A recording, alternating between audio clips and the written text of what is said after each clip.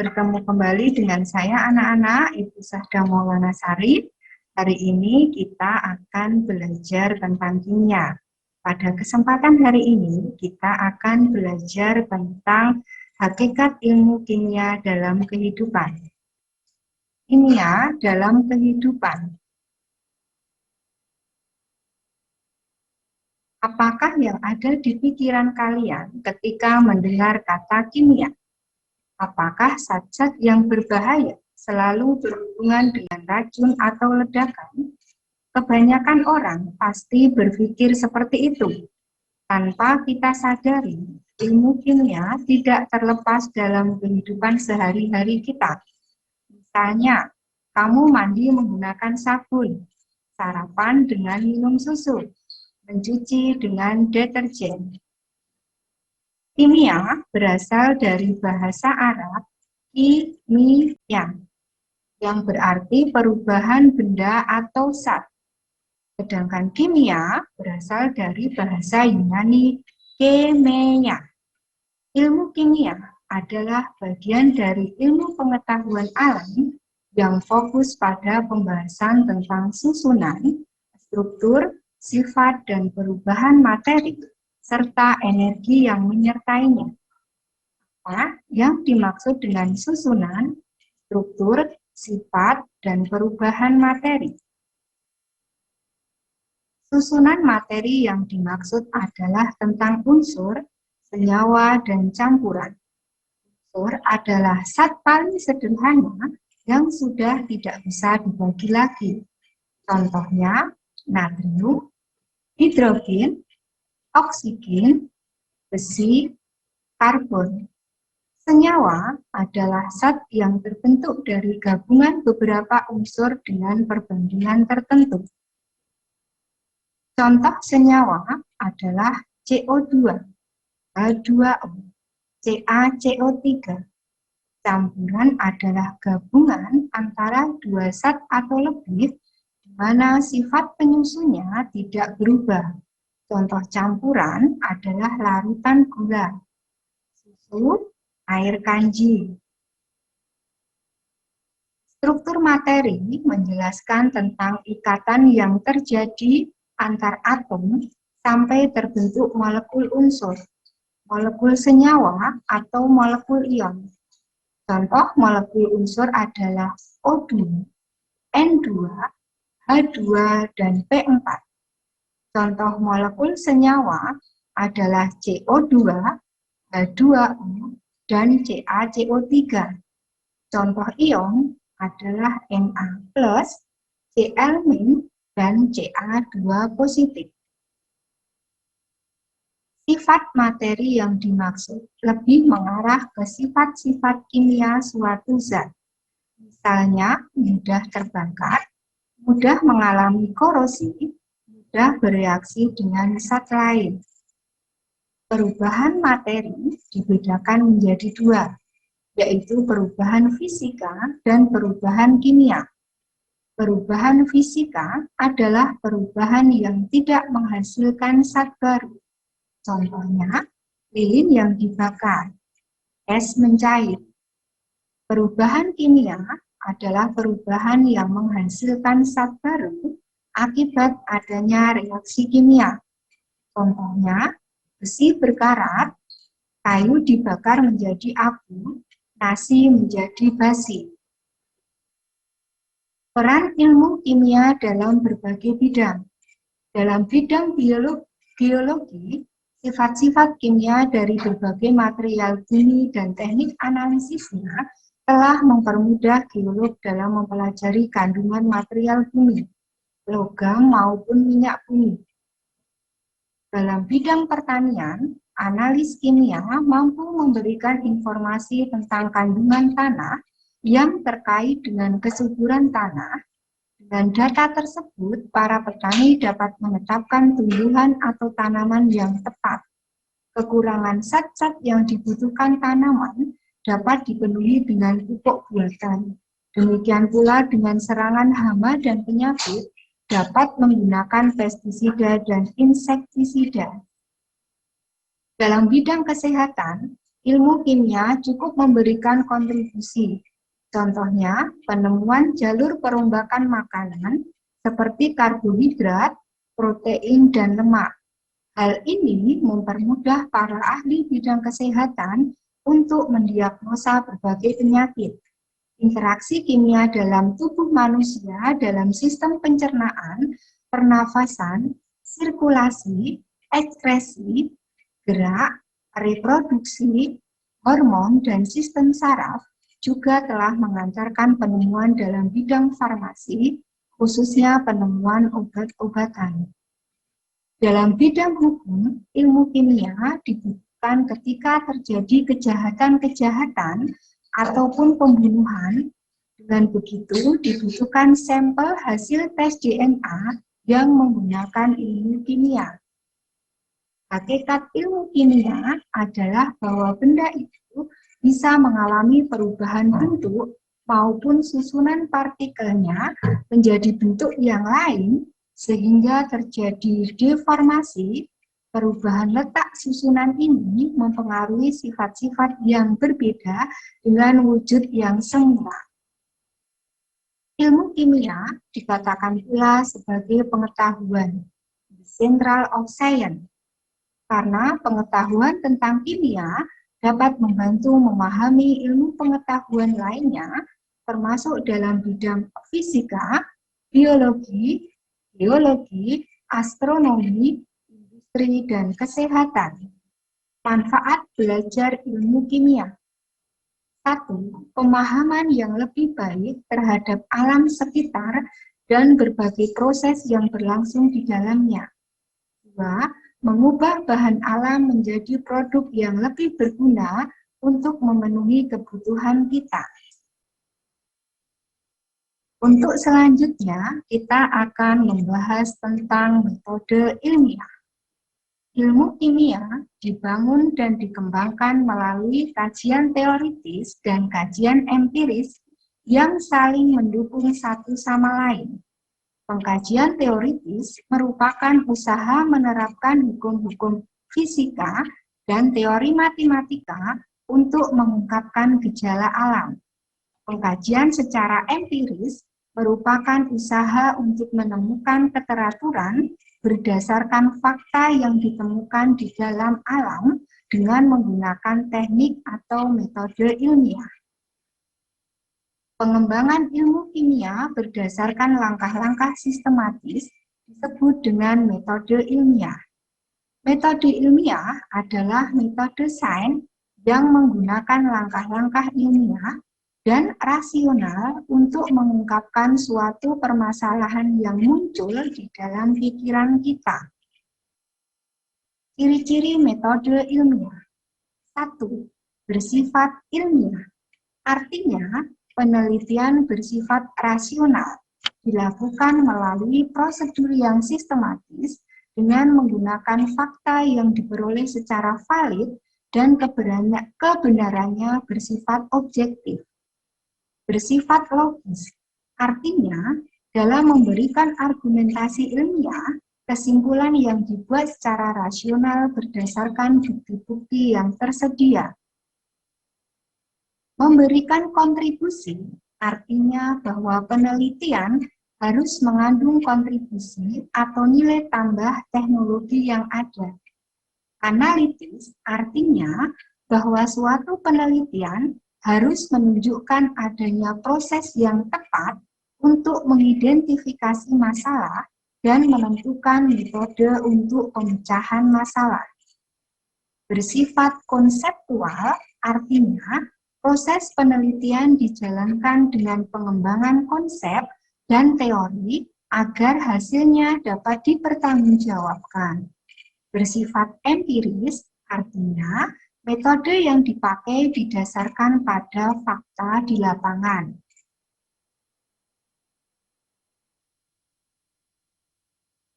Manfaat metode ilmiah dapat membantu memecahkan permasalahan dengan penalaran dan pembuktian yang memuaskan. Dapat menguji ulang hasil penelitian orang lain sehingga diperoleh kebenaran yang objektif. dapat memecahkan masalah dan menemukan jawaban rahasia alam yang sebelumnya sudah menjadi teka-teki. Dapat melakukan penelitian dan pengujian kembali dari suatu penelitian tersebut. Ilmu pengetahuan akan semakin berkembang. Dapat menguji kembali kebenaran hasil penelitian orang lain sehingga dicapai sebuah kebenaran yang pasti. Disinilah diperlukan kejujuran dan keterbukaan antar peneliti. Karakteristik metode ilmiah. Sistematik. Artinya, suatu penelitian harus disusun dan dilaksanakan secara berurutan sesuai pola dan kaidah yang benar, dari yang mudah dan sederhana sampai kompleks. Logis artinya, suatu penelitian dikatakan benar bila dapat diterima akal dan berdasarkan fakta empirik. Pencarian kebenaran harus berlangsung menurut prosedur atau kaidah bekerjanya akal, yaitu logika. Prosedur penalaran yang dipakai biasa dengan prosedur induktif, yaitu cara berpikir untuk menarik kesimpulan umum dari berbagai kasus individual atau khusus, atau prosedur deduktif, yaitu cara berpikir untuk menarik kesimpulan yang bersifat khusus dari pernyataan yang bersifat umum. Empirik artinya suatu penelitian yang didasarkan pada pengalaman sehari-hari, ditemukan atau melalui hasil coba-coba yang kemudian diangkat sebagai hasil penelitian. Landasan empirik ada 3. 1. Hal-hal empirik selalu memiliki persamaan dan perbedaan. Ada penggolongan atau perbandingan satu sama lain. 2. Hal-hal empirik selalu berubah-ubah sesuai dengan waktu. 3. Hal-hal empirik tidak bisa secara kebetulan, melainkan ada penyebabnya. Replikatif artinya suatu penelitian yang pernah dilakukan harus diuji kembali oleh peneliti lain dan harus memberikan hasil yang sama bila dilakukan dengan metode, kriteria, dan kondisi yang sama. Agar bersifat replikatif, penyusunan definisi operasional variabel menjadi langkah penting bagi seorang peneliti. Langkah-langkah menyusun metode ilmiah. Yang pertama, observasi awal. Observasi awal merupakan suatu peneliti dalam mengamati keadaan alam dari objek penelitian. Pada kegiatan ini dilakukan karakterisasi objek dan analisis terhadap sifat-sifatnya. 2. Identifikasi masalah. Identifikasi masalah merupakan suatu proses dalam menemukan permasalahan yang diangkat dalam penelitian. 3. Perumusan masalah. Perumusan masalah merupakan suatu proses membuat rumusan awal yang menjelaskan permasalahan yang ingin diangkat. Hipotesis bersifat sementara karena belum adanya hasil objektif dari eksperimen. Oleh karena itu, hipotesis tidak bisa dijadikan kesimpulan hasil penelitian ilmiah. Dalam merumuskan hipotesis, pertanyaan harus merupakan pencerminan adanya hubungan antara dua variabel atau lebih. Ada beberapa jenis variabel, yaitu variabel bebas atau variabel manipulasi. Adalah variabel yang dapat mempengaruhi variabel lain. Variabel ini dapat diukur, dimanipulasi, dan dikendalikan oleh peneliti untuk menentukan hubungannya dengan suatu gejala yang diteliti. Variabel terikat atau variabel respon adalah variabel yang memberikan reaksi atau respon jika dihubungkan dengan variabel bebas. Variabel ini merupakan variabel yang diamati dan diukur untuk menentukan pengaruh yang disebabkan oleh variabel bebas. Variabel tetap atau variabel kontrol adalah variabel yang nilainya dibuat tetap. Sebagai contoh, sejumlah air dengan volume 1 liter akan dididihkan di atas kompor listrik yang dapat disetel suhunya. Kompor listrik disetel 100 derajat Celcius. Air mendidih dalam waktu 10 menit. Kompor listrik disetel 75 derajat Celcius. Air mendidih dalam waktu 20 menit. Variabel bebasnya suhu kompor listrik. Variabel respon lamanya air mendidih. Variabel kontrol volume air 1 liter. Yang keempat, eksperimen. Eksperimen merupakan suatu bentuk percobaan-percobaan yang dilakukan untuk menganalisis permasalahan yang ingin diidentifikasi. Eksperimen yang umum dilakukan adalah rekayasa penciptaan ulang permasalahan. Dengan kata lain, peneliti meniru proses terjadinya permasalahan yang diteliti. Pada eksperimen, variabel-variabel yang berpengaruh pada proses fisik dikendalikan sebaik mungkin, sehingga peneliti benar-benar mengetahui faktor apa saja yang berpengaruh pada hasil eksperimen tersebut. Yang kelima, analisis hasil. Analisis hasil merupakan suatu proses peneliti melakukan analisis terhadap hasil eksperimen. Analisis ini dikembangkan dari rumusan hipotesis yang telah dibuat sebelumnya, terutama apakah hipotesis yang dibuat dapat menjelaskan fenomena permasalahan yang terjadi atau tidak. Jika terdapat hubungan yang jelas atau kesesuaian antara hasil eksperimen dengan hipotesis, maka hasil analisis dapat dijadikan sebagai dasar untuk menarik kesimpulan. Jika tidak, maka dilakukan pengulangan langkah-langkah sebelumnya. Pengulangan dapat dilakukan dari tahapan perumusan hipotesis atau dari tahap eksperimen. Yang keenam, penarikan kesimpulan. Penarikan kesimpulan merupakan suatu hal yang menjadi penutup dari langkah-langkah penelitian dengan metode ilmiah. Setelah hasil dianalisis dan dihubungkan dengan hipotesis, peneliti dapat menarik kesimpulan yang menjelaskan hubungan-hubungan tersebut dengan singkat.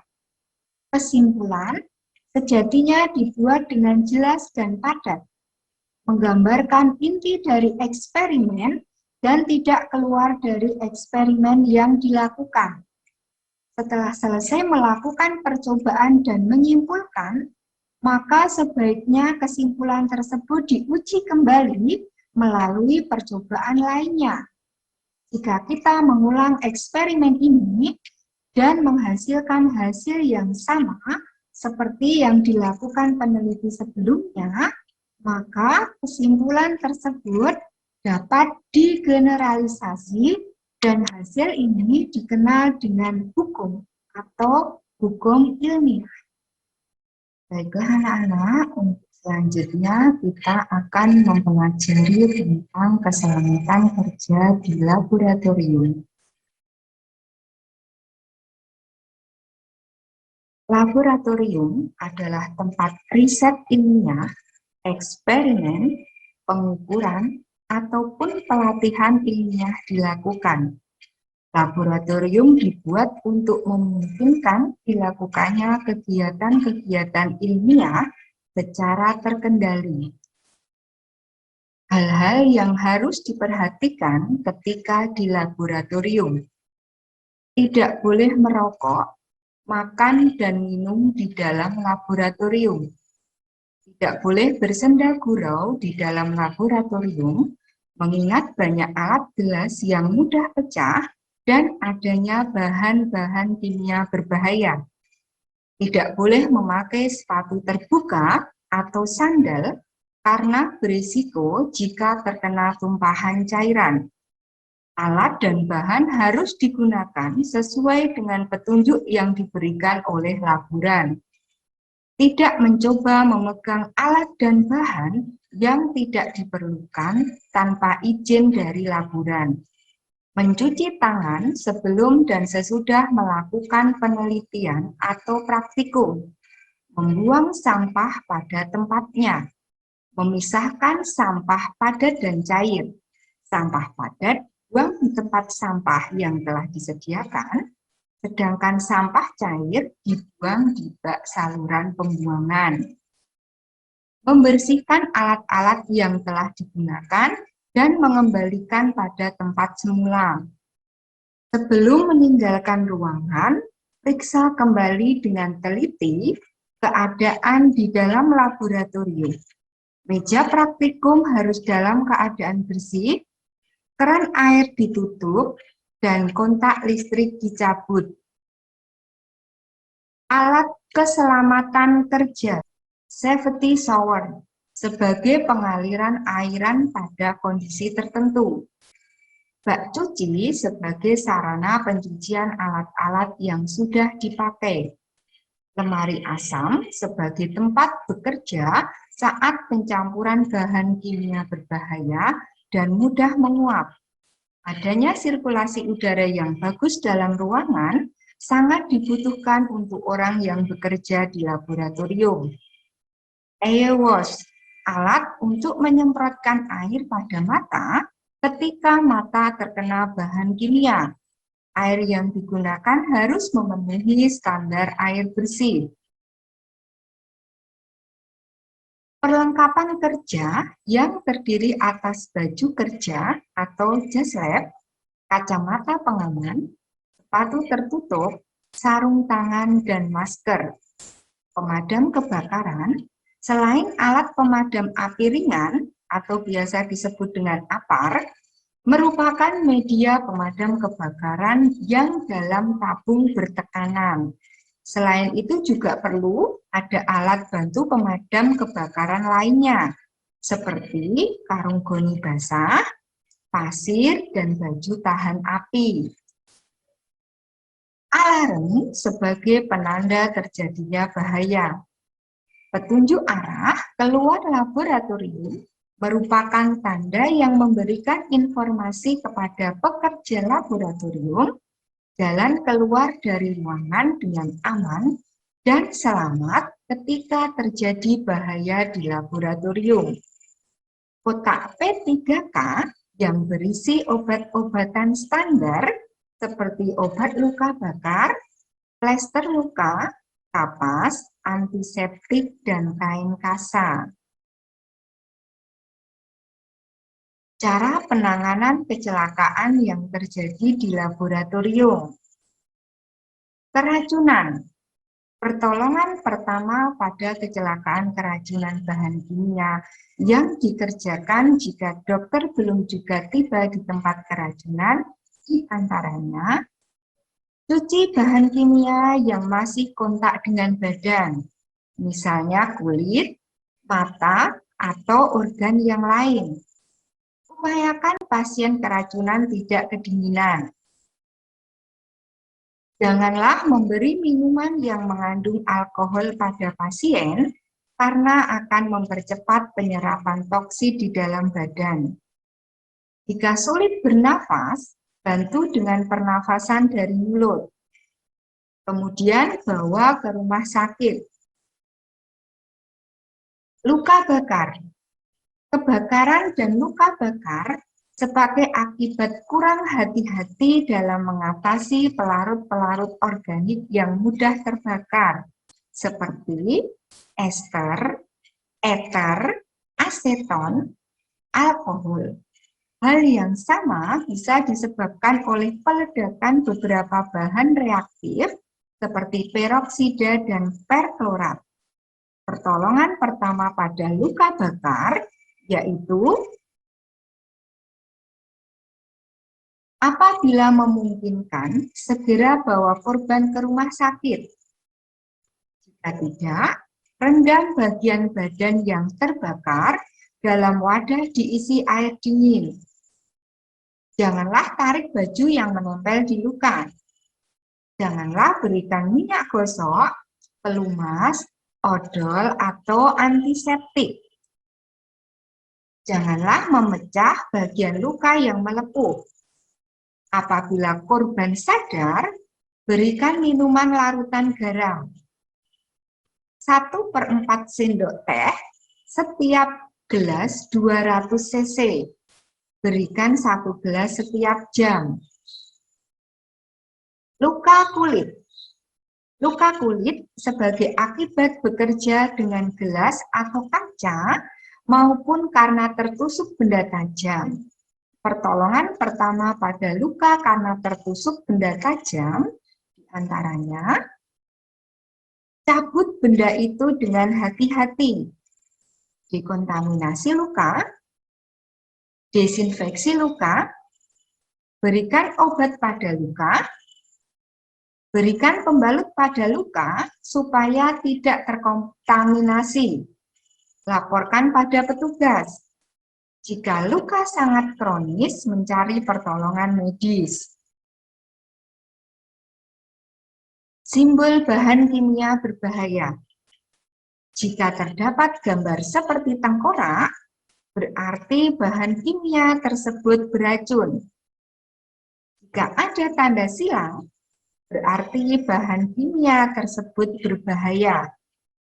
Jika ada gambar seperti ledakan, berarti bahan kimia tersebut mudah meledak. Jika ada gambar api, berarti bahan kimia tersebut mudah terbakar. Jika ada gambar tetesan air yang mengenai tangan, berarti bahan kimia tersebut korosif. Jika ada gambar bola api, berarti bahan kimia tersebut bersifat oksidator. Bahan kimia mudah meledak. Contohnya, etanol, aseton, asam asetat, dan amonium nitrat. Perlakuannya, hindari benturan, gesekan, loncatan api, panas, dan bahan oksidator. Bahan kimia mudah terbakar.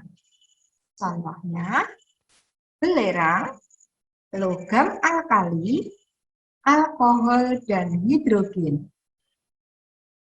Hindari campuran dengan udara dan sumber api, serta jauhkan dari api terbuka dan loncatan api. Bahan kimia beracun, contohnya asam sianida, asam sulfida, karbon monoksida, dan uap timbal. Hindari kontak atau masuk ke dalam tubuh, baik melalui mulut, kulit, maupun pernafasan. Bahan kimia penyebab iritasi, contohnya amonia, bensil klorida. Menghindari kontaminasi udara dan pernafasan, kontak dengan kulit dan mata. Bahan kimia bersifat korosif, merusak jaringan tubuh. Contohnya, belerang dioksida, klorin. Hindari kontaminasi pernafasan, kontak dengan kulit dan mata. Demikianlah tadi anak-anak pembahasan tentang kimia dalam kehidupan yang meliputi hakikat ilmu kimia, metode ilmiah, dan keselamatan kerja di laboratorium. Semoga bermanfaat. Semangat belajar anak-anak. Terima kasih.